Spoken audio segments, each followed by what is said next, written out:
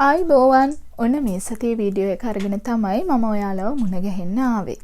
මේ සතියේ වීඩියෝ එකට යන්න කලින් පොඩි ප්‍රශ්න ටිකක් තියෙනවා ගිය සතියේ වීඩියෝ එක සම්බන්ධව විසඳගත යුතු. ඔයාලට මතක ඇතිනේ මං ගිය සතියේ කියලා දුන්නේ අල වලින් අපි කොහොමද රාත්‍රී ආලේපනයක් සකසා ගන්න කියලා. ඉතින් මේ ආලේපය එහෙමත් නැත්නම් මේ නයිට් ක්‍රීම් එක හදාගත්ත බොහෝ දෙනෙකුට ආපු ප්‍රශ්නයක් තමයි ඇයි මේ ක්‍රීම් එක කළු උනේ කියලා. කළු වෙන්න හේතුව තමයි අපි ගත්තේ මේකට අමු අල ගෙඩියක යුෂ.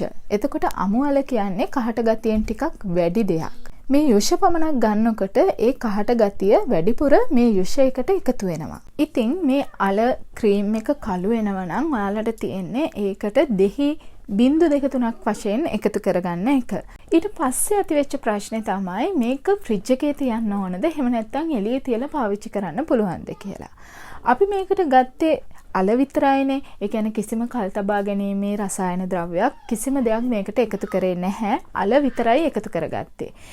ඒ නිසා අපිට මේක එළියේ තියනවා නම් පරිසරයේ උෂ්ණත්වයත් එක්ක එක දවසක් හෝ දෙකක් පමණයි මේක එළියේ තියාගන්න පුළුවන් වෙන්නේ. ෆ්‍රිජ් එකේ තියලා පාවිච්චි කරනවා නම් ඔයාලට සතියක් විතර මේක තියාගෙන පාවිච්චි කරන්න පුළුවන්. අවපැහැගෙනුණු ක්‍රීම් එක යම්කිසි දුගඳක් හමන්නේ නැතිනම් ඔයාලට පාවිච්චි කරන්න පුළුවන්. නමුත් මේක නරක් වෙලා වගේ දුගඳක් එනවා නම් කිසිසේත්ම මූණට පාවිච්චි කරන්න එපා. ඉතින් සමහර අය අහලා තිබ්බා මේකට සෆ්‍රොන් එකතු කරගත්තට කමක් නැද්ද? E විටමින් කරලක් එකතු කරගත්තට කමක් නැද්ද කියලා. කමක් නැහැ. ඒක ඕගොල්ලෝගේ කැමැත්ත අනුව එකතු කරගන්න පුළුවන්. නමුත් අනවශ්‍ය විදියට මේ දියර වර්ග එකතු කරගන්න එපා. එතකොට ක්‍රීම් එක වතුර වගේ වෙන්න බලනවා. යම් කිසි කෙනෙක්ට මේ ක්‍රීම් එක හදාගන්න අපහසුතාවයක් තිබෙනවා නම් ඒ කියන්නේ ඉගෙන ගන්න නංගි කෙනෙක් බෝඩින් වෙලා ඉන්න කෙනෙක් එහෙම නැත්නම් ඉතාමත් කාර්යබහුල කෙනෙකුට මේ ක්‍රීම් එක හදාගන්න බැරි වේවි. ඉතින් එහෙම කෙනෙකුට පුළුවන් කොලජන් ක්‍රීම් ඕන තරම් වෙළඳපොලේ ගන්න තියෙනවා. ඉතින් හොඳ කොලජන් ක්‍රීම් එකක් පාවිච්චි කරන්න. ඒ වගේම හොඳ ඇන්ටිඔක්සිඩන්ට් ක්‍රීම් එකක් ඔයගලන්ට භාවිතා කරන්න පුළුවන්.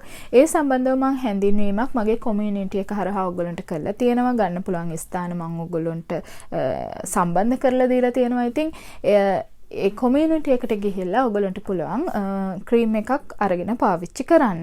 එහෙම නැත්නම් ඔයාලට පුළුවන් ඉන්ටර්නෙට් එකෙන් සර්ච් කරලා බලන්න මොනවාද දැන් තියෙන හොඳ කොලජන් අඩංගු ක්‍රීම් වර්ග, එතකොට ඇන්ටිඔක්සිඩන්ට් ක්‍රීම් වර්ග මොනවාද කියලා හොයලා බලලා ඔයාලගේ රුචි අරුචිකම් අනුව ඒ දේවල් තෝරගන්න.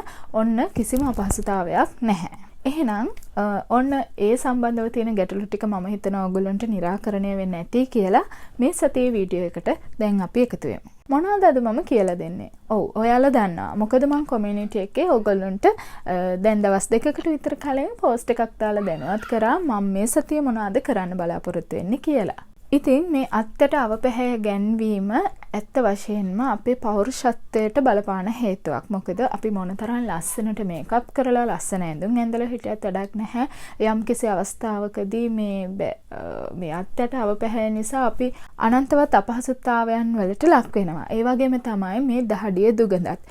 ඉතින් මේ හැමදේම එකට යන පාඩම්. ඒ නිසා ගොඩක් දෙනෙක් වගේ ඉල්ලීම් කරා මේ අත්තට අවපැහැයට ප්‍රතිකාරයක් කියලා දෙන්න කියලා. නමුත් එක එල්ලේ මට ඒ ප්‍රතිකාර කියලා දෙන්න බැහැ. අපි ස්ටෙප් බයි ස්ටෙප් ඒ කියන්නේ පියවරෙන් පියවරට තමයි මේ දේ සුවාතට හරවා ගන්න කටයුතු කරන්න ඕන. විශේෂයෙන්ම මේ අත්යට දහඩිය දුගඳ, එතකොට අත්යට අවපැහැය, අත්යට අනවශ්‍ය රෝම ඉවත් කර ගැනීම මේ හැමදේම එක කාරණයක් හා සම්බන්ධ වෙන දේවල්. ඉතින් මේ දේවල් වලට එකින් එක ප්‍රතිකාර කරගෙන යනකොට අපිට ඉබේම අපේ ගැටලු වලට උත්තර ලැබෙනවා. ඉතින් ඒ නිසා අත්තට අවපැහැය ගත්තතින් මට අත්තට අවපැහැයට යම්කිසි ප්‍රතිකර්මයක් කියලා දුන්නොත් ඒක සාර්ථක වෙන්නේ නැහැ. ඒ නිසා අත්තට රෝම ඉවත් කර ගැනීමේ ඉඳලා අත්තට අවපැහැය දුරු කර ගැනීම දක්වා පිළිවෙලකට තමයි අපි මේ දේවල් කරන්න ඕන. ඉතින් අත්තට අවපැහැයේදී පළවෙනි පියවර විදියට අපි අනුගමනය කරන්න ඕන අත්තට රෝම ඉවත් කර ගැනීම. මේ සඳහා අපිට මොනවද කරන්න පුළුවන්? අත්තට රෝම ඉවත් කර ගැනීමට අපි මොනවද කළ යුත්තේ සහ නොකළ යුත්තේ කියලා අපි මුලින්ම බලමු. අත්තට රෝම ඉවත් කරගන්න අපි අනුගමනය කරන ක්‍රම කිහිපයක් තියෙනවා. එකක් තමයි මේ hot wax, cold wax කියන දේවල් පාවිච්චි කරන එක. අනිත් ක්‍රමය තමයි රේසර් කරලා ඉවත් කරගන්න එක. ඒ වගේම තව ක්‍රමයක් තියෙනවා. ඉතින් ගොඩාක් දෙනෙක් මේ ක්‍රමය අනුගමනය කරනවා කියලා මම දන්නවා. මොකද රිදෙන්නේ නැහැ. ඊටයිමත් ඉක්මනින් මේක ඉවත් කරගන්න පුළුවන් නිසා මේ ක්‍රීම් වර්ග භාවිතා කරලා විනාඩි 10ක් 15ක් ඉඳලා මේවා ඉවත් කරනවා. ඉතින් ගොඩක් දෙනෙක් කියනවා මේක වීට් කරනවා කියලා. වීට් කියන්නේ බ්‍රෑන්ඩ් එකක් විතරයි. ඉතින් වීට් කරනවා කියලා කියන්න එපා. ඒක වැරදීනේ. මොකද වීට් එකෙත් තියෙනවා හොට් වැක්ස් තියෙනවා කෝල්ඩ් වැක්ස් තියෙනවා. ඉතින් ඒ නිසා මේක වීට් කරනවා නෙමෙයි. අනවශ්‍ය රෝම ඉවත් කිරීමට ක්‍රීම් වර්ග භාවිතා කරනවා කියලා තමයි නිවැරදි විය යුත්තේ. මොකද වීට් කරනවා කිව්වොත් ඒක වැරදි දෙයක් නිසා. අපි මුලින්ම බලමු මේ රේසර් කිරීම මාර්ගයෙන් මොකක්ද සිද්ධ වෙන්නේ කියලා. රේසර් කරන්න ගියාට පස්සේ වෙන්නේ කෙස් ගහ මගින් කැපිලා යෑමක්. ඉතින් මේ කැපිලා යෑම නිසා බොහෝ විට කෙස් ගහ ඝනත්වයෙන් වැඩි වෙනවා.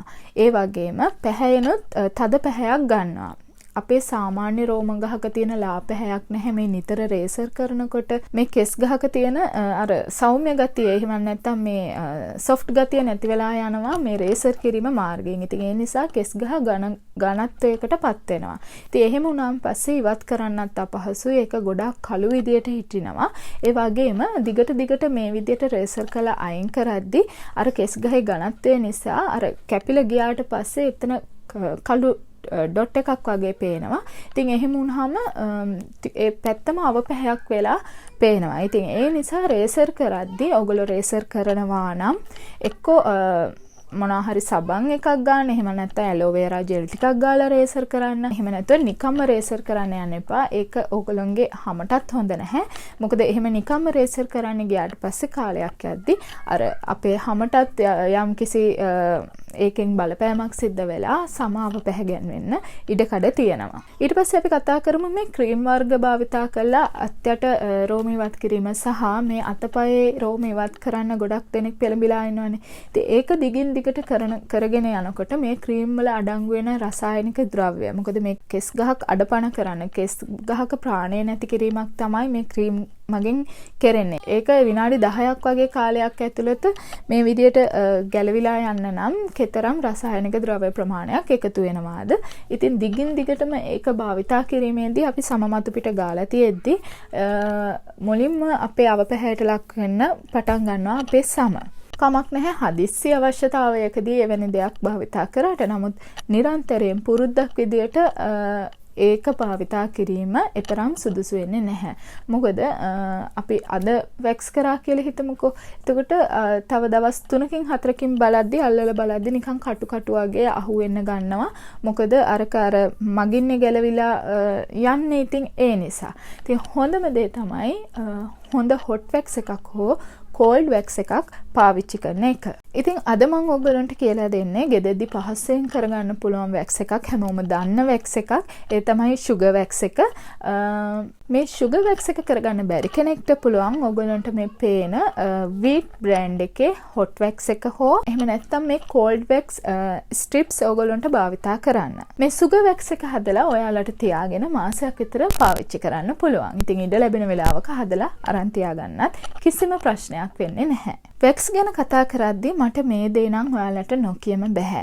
ඒ කියන්නේ ඔයාලා සැලෝන් එකක් කරන කෙනෙක් නම් ඔයාලා ගාවට එනවනේ කස්ටමර් කෙනෙක් මේ විදියට මේ අත්යට හෝ මුහුණේ හෝ අතපයේ හෝ මේ වගේ වැක්ස් එකක් කරගන්න කෙනෙක් ආවට පස්සේ කොහොමද අපි අපේ කස්ටමර්ට අපේ සැලකිල්ල දක්වන්නේ කියලා දෙන එක නම් හරිම වැදගත් කියලා මම හිතනවා.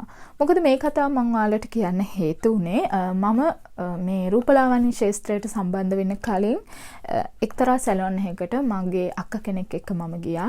එයාට ෆේස් එකේ තමයි අනවශ්‍ය රෝම ඉවත් කරගන්න ඕනේ. ඉතින් හොට් වැක්ස් එකක් තමයි කරේ. ඉතින් ඒකෙදි කරේ මේ ඔයගොල්ලෝ දන්නවනේ සැලොන් වල තියෙන හොට් වැක්ස් කරන්න මෙන්න මේ වගේ ඔයගොල්ලන්ට තිරේ පේනවා. මෙන්න මේ වගේ භාජනයක්. ඉතින් මේකේ වැක්ස් දාලා හීට් කරන එක තමයි සිද්ධ කරන්නේ. එතකොට ඒ සැලොන් එකෙන් කරේ මේක එයාගේ මූණේ ගාලා ඉවත් කරලා නැවතත් ඒකටම දාපු එක. ඒ කියන්නේ ඒ සැලොන් එකේ සාමාන්‍යයෙන් සිද්ධ වෙන්නේ හැම වැක්ස් කරලා නැවත අර ටික ඉවත් කරලා දාන්නේ නැහැ. ඒ කියන්නේ දැන් එක කස්ටමර් කෙනෙක්ට එකක් නෙමෙයි පාවිච්චි කරන්නේ. ඔක්කොම කස්ටමර්ස්ලාට අරක තමයි පාවිච්චි කරන්නේ. ඉතින් ඒක හරිම වැරදි දෙයක්. මොකද අපි හිතමු අත්යට කියලා. දැන් අත්යට කියන්නේ හරිම විස බීජ තියෙන තැනක්. ඒ වගේම මේ වැක්ස් එකක් කරනකොට අපේ මැරුණු සෛල පවා ඉවත් වෙනවා. ඉතින් එහෙම වෙලා අර භාජනයේටම ඒක දැම්මට පස්සේ තව කෙනෙක් ආවත් පාවිච්චි කරන්න ඊට පස්සේ ඒ ටිකමයි. ඉතින් එහෙම කරන්න එපා. හොඳට මතක තියාගන්න අපි යම්කිසි මුදලක් අය කරගෙන තමයි අපේ සේවාව ලබා දෙන්නේ. ඉතින් ඒ සේවාව ඉතාමත් උපරිම පිරිසිදුවට ලබා දෙන්න ඔයා සැලෝන් එකක් කරන කෙනෙක් නම් හොඳින් මතක තියාගන්න. මනාලියක් වෙන බලාපොරොත්තු වෙනකොට බොහෝ තරුණයන් මේ සැලෝන් වල සේවාව ලබා ගන්නවා. ඉතින් එවැනි අවස්ථාවක මෙවැනි සේවාවක් නම් ඔබට ලබා දෙන්නේ ඔබ එය ප්‍රතික්ෂේප කරන්න. මොකද ඒකෙන් වන හානිය ඔබට වැඩි. ඒ නිසා ඒ ගැන සැලකිලිමත් වන්න. එහෙනම් ඉතින් අපි බලමු අපේ සුගර් වැක්ස් එක කොහොමද හදාගන්නේ කියලා. මේ සඳහා අවශ්‍ය වෙන්නේ ඉතාමත්ම පහසු දේවල් කිහිපයක් පමණයි. සීනි, දෙහි, මී පැණි සහ වතුර. නිවැරදිව මෙහි ප්‍රමාණවල් මම ඩිස්ක්‍රිප්ෂන් එකේ දාන්නම්. ඉතින් ඔයාලට පුළුවන් ඒකට ගිහිල්ලා මේ ප්‍රමාණවල් ටික හරියටම බලා ගන්න. අපි මුලින්ම සීනි ටික එකතු කර ගන්නවා. ඊට පස්සේ ඒකට උඩින් මේ විදිහට මී පැණි ටික එකතු කර ගන්නවා. තුන් වෙනුවට අපි එකතු කරගන්නේ දෙහි ටික. ඊට පස්සේ අපි වතුර එකතු කර ගන්නවා. ගින්දර වැඩි කරගන්නේ නැතුව අපි මේ විදිහට උතරවා ගන්න තියා ගන්නවා. මට මේ සම්බන්ධව කාල වේලාව කියන්න බෑ. අවම වශයෙන් විනාඩි 10ක් වෙන්නත් පුළුවන්. ඊට වැඩි වෙන්නත් පුළුවන්. සීනි වල ප්‍රමාණය අනුවත්, දිය වෙන ප්‍රමාණය අනුවත් තමයි කාලය වෙනස් වෙන්නේ. අපේ මිශ්‍රණය ලා දුඹුරු පහයට එහෙමත් නැත්නම් රන්වන් පාටට හැරුණාට පස්සේ ඔයාලට පුළුවන් හැන්දකින් අරගෙන සීතල වතුර ටිකකට මේ විදියට මේක දාලා බලන්න. එහෙම දාද්දී අපිට අතෙන් අල්ලලා මේ විදිහට ගුලි කරගන්න පුළුවන් නම් අන්න ඒක තමයි අපේ වැක්ස් එකට අපිට අවශ්‍ය කරන ප්‍රමාණය. ඒ කියන්නේ අපිට අවශ්‍ය ප්‍රමාණයට දැන් මේක සූදානම් කියන එක තමයි ඒකෙන් අපි බලාගන්නේ. ඊට පස්සේ අපි මේක මේ විදිහට වෙන භාජනයකට දාලා නිවෙන්න හරින්නට ඕන. මුලින්ම අපි වැක්ස් කරන්න කලින් අපේ වැක්ස් කරන ප්‍රදේශය හොඳින් පිරිසිදු කරගන්න ඕන. ඒ කියන්නේ ක්ලෙන්ස් එකක් යොදාගෙන එහෙමත් නැත්නම් සබන් ටිකක් ගාලා හොඳට මේ ටික පිරිසිදු කරගන්න ඕන. පිරිසිදු කරගත්ත අපේ වැක්ස් කරන ප්‍රදේශය හොඳින් තෙතුමාත්තු කරලා අපි අනිවාර්යයෙන්ම පවුඩර් යොදා ගන්න ඕන. ඒකට විශේෂ පවුඩර් එකක් නැහැ. ඕගොල්ලෝ දිනපතා පාවිච්චි කරන බේබි පවුඩර් එකක් වෙන්න පුළුවන්, වෙනත් පවුඩර් එකක් වෙන්න පුළුවන්. ඔයාලා කැමති පවුඩර් එකක් මේකට අනිවාර්යයෙන්ම එකතු කරගන්න ඕන. ඊට පස්සේ අපි වැක්ස් කරන්න තමයි දැන් සූදානම් වෙන්නේ. මේක ගොඩාක්ම සීතල වෙනකන් තියන්න එපා. එතකොට හයි වෙනවා. එහෙම හයි වෙන නිසා ටිකක් මද රසණයකින් තමයි මේක පාවිච්චි කරන්න පුළුවන්. නමුත් පිච්චෙන ගානට නෙමෙයි, සාමාන්‍යයෙන් දරා ගන්න පුළුවන් රසණයකට තමයි මේක පාවිච්චි කරන්න ඕන. ඒකට හේතුව අර රසණයෙන් අපි මේක කරද්දී ඉතා හොඳින් අපේ අනවශ්‍ය රෝම ඉවත් කරගන්න පුළුවන්. මොකද රසණය කියන්නේ ඔයාලා දන්නවා හැමතිස්සෙම රසණයකට පුළුවන් අපේ සමේ රෝම කූප විවෘත කරන්න. එතකොට මේක ගලවන්න ඉතාමත්ම පහසු වෙනවා. ඔයාලට අයිස්ක්‍රීම් කෝටු නැත්තම් ඔයාලට පුළුවන් මේ විදිහට හැන්දෙ මිට හරිය මේකට භාවිතා කරන්න.